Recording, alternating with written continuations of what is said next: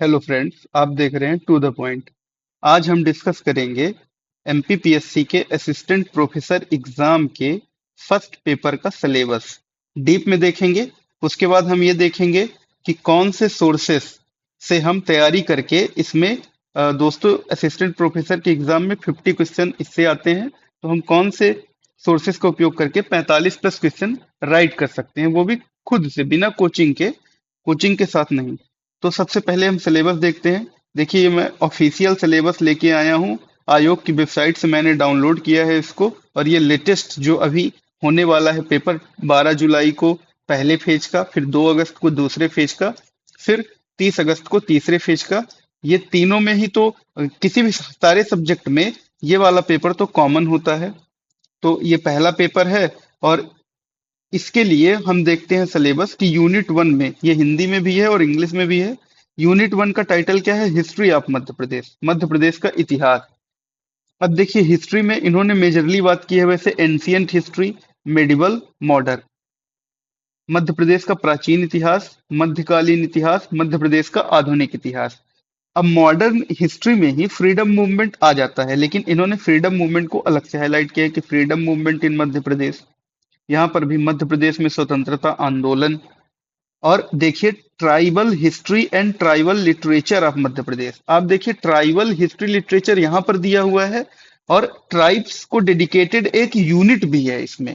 आप यहाँ पे देख सकते हैं कि जो फोर्थ यूनिट है, ये ट्राइब्स की बात करता है।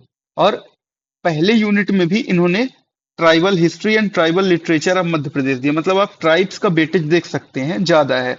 और यहाँ पे हमको ये देखना है कि फ्रीडम मूवमेंट इन मध्य प्रदेश, ये इंपॉर्टेंट हो जाते हैं, क्योंकि दोस्तों ये मॉडर्न हिस्ट्री ऑफ मध्य प्रदेश का ही पार्ट है, लेकिन फिर भी उसको अलग से किया है। मतलब मॉडर्न हिस्ट्री ऑफ मध्य प्रदेश में भी हमको फोकस करना है फ्रीडम मूवमेंट इन मध्य प्रदेश। फिर सेकेंड यूनिट बात करती है मध्य प्रदेश का भूगोल, जियोग्राफी ऑफ मध्य प्रदेश। अब इसमें ज्योग्राफी में मेनली ये सिलेबस एमपीपीएससी सीएससी के सिलेबस से मैच करता है। जैसे आप देखिए, geographical location, extent of state, major rivers, mountains. Climate में देखिए, season, soil, temperature, rainfall, forest का टाइप, फॉरेस्ट प्रोड्यूस। एग्रीकल्चर में major crops, sources of irrigation, irrigation project, thermal power project, non conventional energy sources, major minerals, population का size, growth and literacy, transportation, food processing industries. आप हिंदी में भी देख सकते हैं, Hindi medium वाले, सेम चीज है। फिर तो देखिए, एक यूनिट पूरा डेडिकेटेड है हिस्ट्री को, दूसरी यूनिट डेडिकेटेड है जियोग्राफी को। तीसरी यूनिट में दो चीजें हैं, polity and economy of Madhya प्रदेश। इसके दो पार्ट करके रखा है इन्होंने।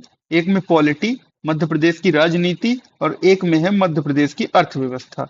तो पॉलिटिक्स ऑफ मध्य प्रदेश में क्या ही होगा दोस्तों, गवर्नर है, चीफ मिनिस्टर है। तो आप ये देख लीजिए, जो हमको आर्टिकल वाले क्वेश्चन देखने को मिलते हैं, हमको लगता है कि ये कैसे पूछे जा रहे हैं। तो वो, जी हाँ, ये पेपर वन के सिलेबस में है। गवर्नर से रिलेटेड उन्होंने आर्टिकल पूछ रखा है। Chief minister, cabinet, Vidhan Sabha, high court, Lokayukta, state secretariat, chief secretary, divisional commissioner, police commissioner, district administration, urban administration, local self government, Panchayati Raj. ऐसे ही इन्होंने बहुत सारे commission, state election commission, state information commission, state scheduled caste commission, state scheduled tribe commission, state backward classes commission, state commission for women. और बाद में देखिए, ये SC/ST act, scheduled caste and scheduled tribe prevention of atrocities act 1989, panchayat extension to scheduled areas PESA act 1996, environment protection act 1996। दोस्तों, environment, इसके अंदर मध्य प्रदेश गोवंश वध परिषेध अधिनियम 2004। तो आप देखिए, अगर इससे आपको क्वेश्चन मिलता है, आपको लगता है अरे ये तो बाहर का गया, नहीं नहीं, ये पॉलिटी का हिस्सा है ना।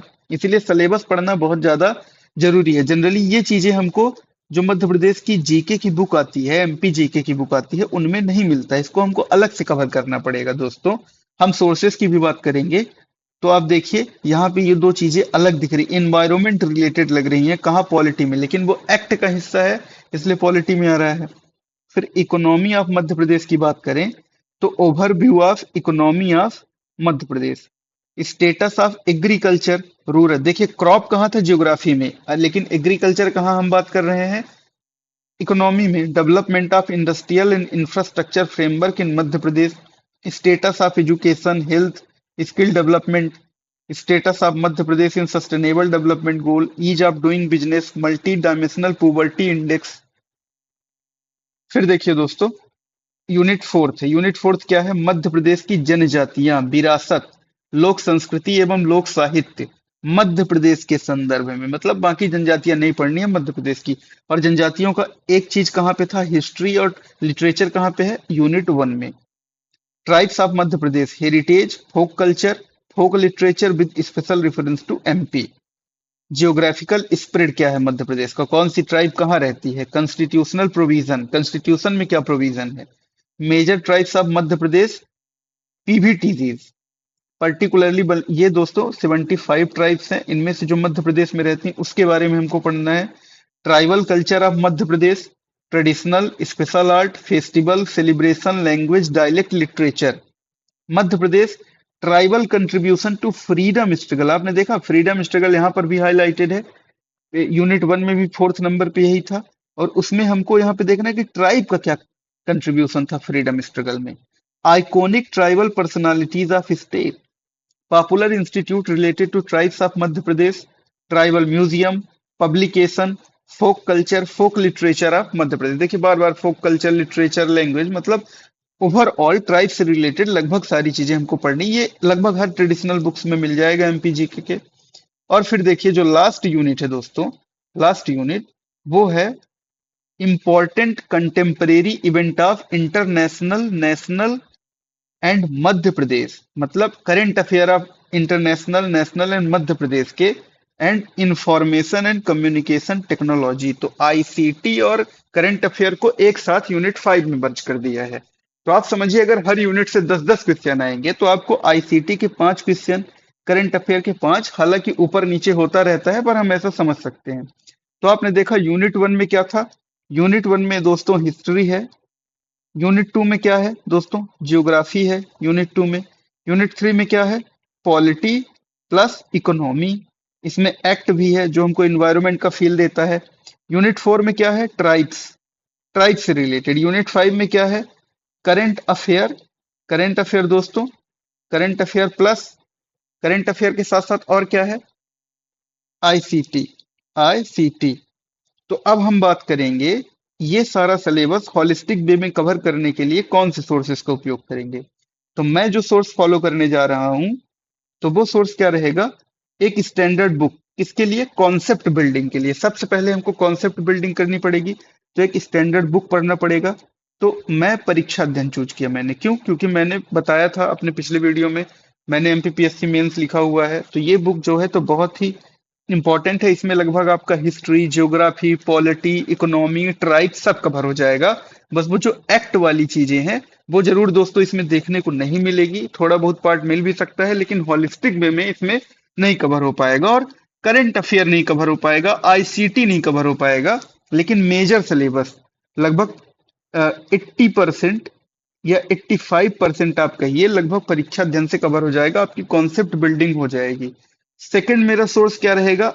After completing this standard book, second source is PYQ.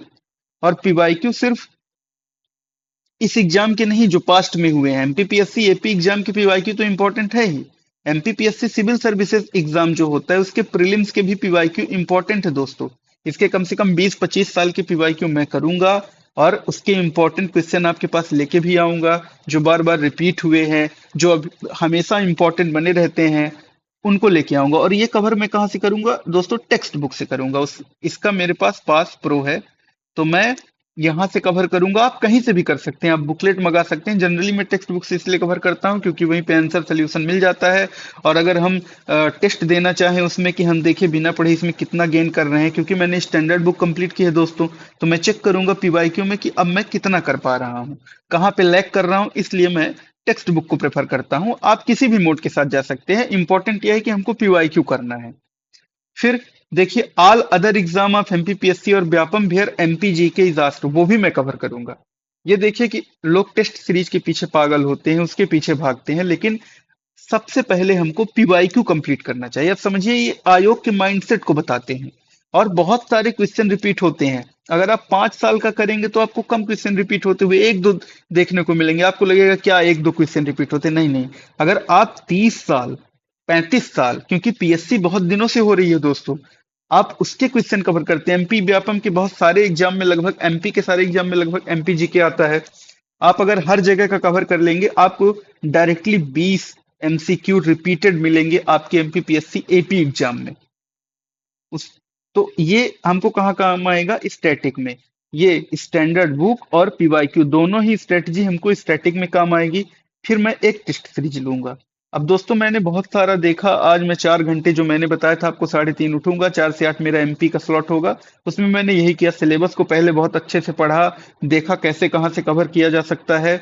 उसके बाद मैंने सोचा, एक मैं अगर मैं इतना कर लेता हूं दोस्तों, इतना मैं कर लेता हूं, स्टैंडर्ड बुक पढ़ लेता हूँ, पीवाईक्यू, देन मैं टेस्ट सीरीज लूंगा। और most probably all exam place करके एक चैनल है रोहित खेरा सर का, मैं वहां से लेने वाला हूँ। आप कहीं से भी ले सकते हैं, लेकिन एक टेस्ट सीरीज लेने का फायदा ये रहता है कि जो करंट इवेंट रहते हैं, स्टैटिक और करंट दोनों ही कवर हो जाता है हमारा। रैंडम जो ऐसे क्वेश्चन है जो सब लोग देख रहे हैं, हर टेस्ट सीरीज में पूछे जा रहे हैं, वो हम भी करके जाते हैं। तो एग्जाम में ऐसा कोई क्वेश्चन हमसे मिस ना हो जाए जो सच में हर जगह पे था और हमने ध्यान नहीं दिया। इसलिए मैं एक टेस्ट सीरीज लूंगा। ये भी लगभग 499 ऐसी कुछ प्राइस है, आपको आराम से मिल जाएगी अगर आप लेना चाहें। नहीं लेना चाहें दोस्तों मत लीजिए। टेलीग्राम में बहुत सारे पेजेस हैं, आप वहां पे जा सकते हैं।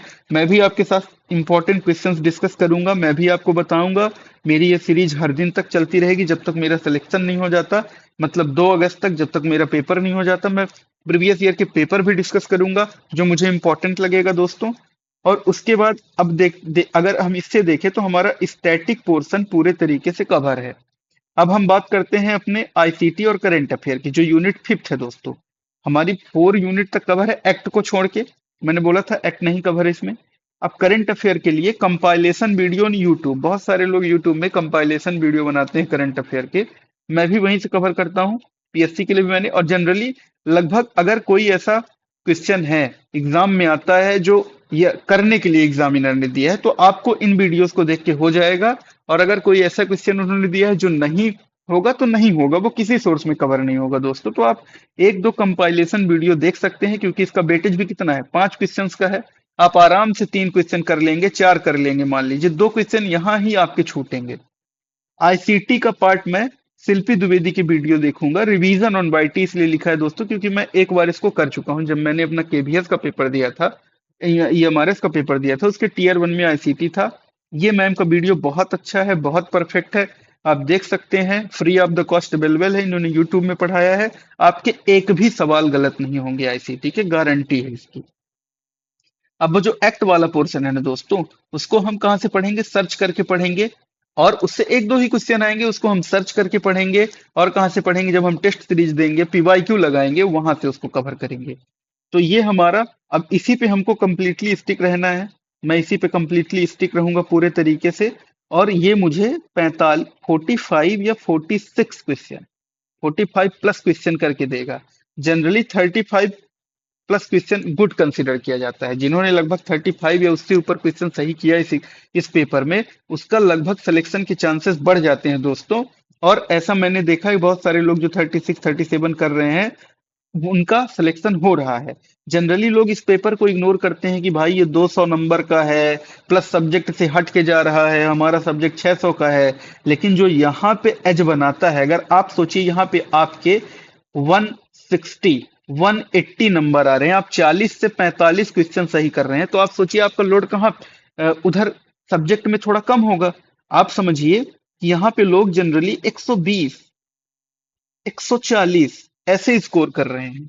और अगर आप वहीं पे 180 स्कोर करेंगे, आप क्लियर मार्जिन, उनसे बहुत ज्यादा मार्जिन लेके आगे रहेंगे। और आपको अपने सब्जेक्ट में अगर थोड़ा बहुत ऊपर नीचे भी होता है, तो भी आप एज बनाए रहेंगे। तो इसको इग्नोर मत करिए, आसानी से आप इसको कर सकते हैं। और अगर आप 45+ कर देते हैं ना दोस्तों, तो सिलेक्शन के चांसेस मैनी फोल्ड इंक्रीज हो जाते हैं। तो जून वाला जो महीना है दोस्तों, मैंने सोचा है कि मैं कंप्लीट करूंगा। I will complete it totally June वाले मंथ में, ये जितना भी मैंने बताया है। और एक रिवीजन भी कर लूंगा जून मंथ में, लगभग 20 दिन में ये हो जाएगा। फिर 10 दिन में रिवीजन में कम टाइम लगता है। और जुलाई मंथ में मैं रिवीजन और सिर्फ प्रैक्टिस, जो मैंने आपको टेस्ट सीरीज बताई, पीवाईक्यू बताएं, तो मैं यहाँ पर भी कर रहा हूँ जून में भी, लेकिन जुलाई में मैं सिर्फ रिवीजन और प्रैक्टिस, रिवीजन प्रैक्टिस, कुछ भी नया नहीं पढ़ूंगा, कुछ भी नया नहीं पढ़ूंगा।